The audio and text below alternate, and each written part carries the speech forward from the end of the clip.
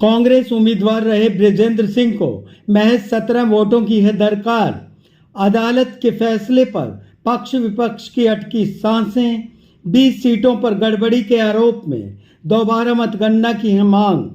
उचाना का चुनाव परिणाम पलटा तो हरियाणा की सियासत का कैसा होगा माहौल। राहुल गांधी का हरियाणा में वोट चोरी पर खुलासे का ऐलान और अदालत में याचिकाओं पर फैसलों पर अटकलों के गर्म हो रहे सियासी चौपालों पर देखिए ये खास खबर।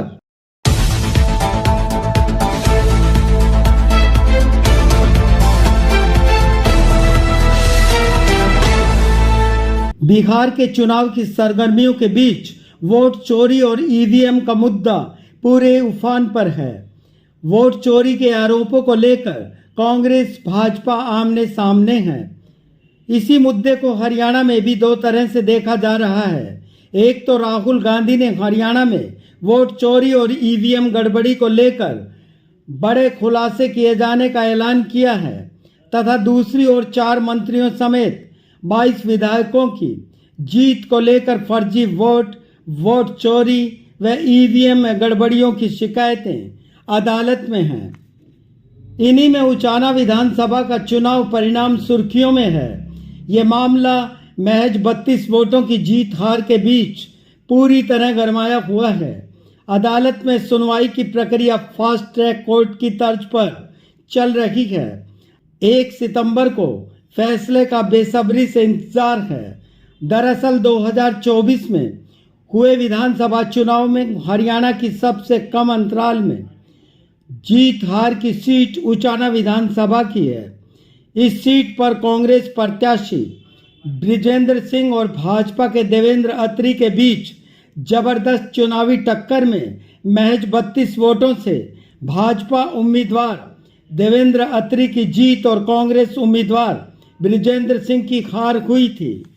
यहां बता दें कि बृजेंद्र सिंह इससे पहले 2019 में भारतीय जनता पार्टी के उम्मीदवार रहते हुए हिसार लोकसभा सीट से सांसद चुने गए थे, परंतु उनके पिता बीरेंद्र सिंह ने भारतीय जनता पार्टी छोड़कर कांग्रेस में घर वापसी की तो बृजेंद्र सिंह भी कांग्रेस में शामिल हो गए।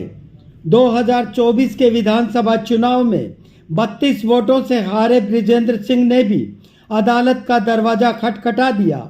बृजेंद्र सिंह ने पोस्टल बैलेट की दोबारा गिनती करवाए जाने की हाई कोर्ट में याचिका दायर की। 1 सितंबर को सुनवाई है।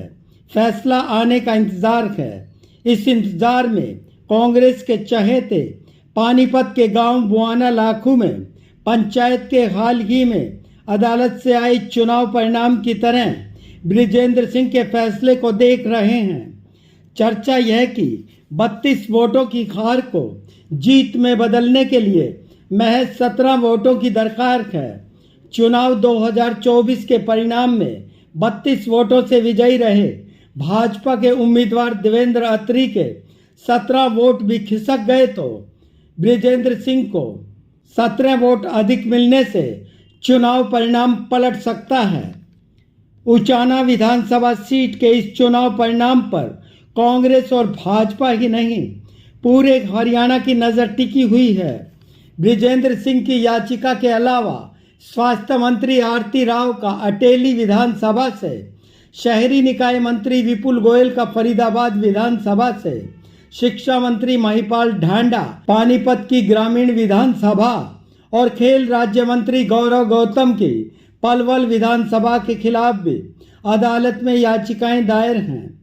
2024 के चुनावों में 23 विधायकों में 18 भाजपा के एमएलए के खिलाफ अदालत में याचिका दाखिल की गई हैं, जबकि भाजपा के भी कई उम्मीदवारों ने फर्जी वोटों को लेकर विजयी रहे विपक्ष के विधायकों के खिलाफ हाई कोर्ट में गुहार लगाई हुई है। अब देखना यह कि उचाना विधानसभा चुनाव 2024 के परिणाम में गड़बड़ियों को लेकर अदालत में चल रही सुनवाई में फैसला किसके पक्ष में आता है। माना यह जा रहा है कि कांग्रेस उम्मीदवार बृजेंद्र सिंह को अदालत के फैसले का लाभ मिलता है तो भाजपा की मुश्किलें बढ़ सकती हैं।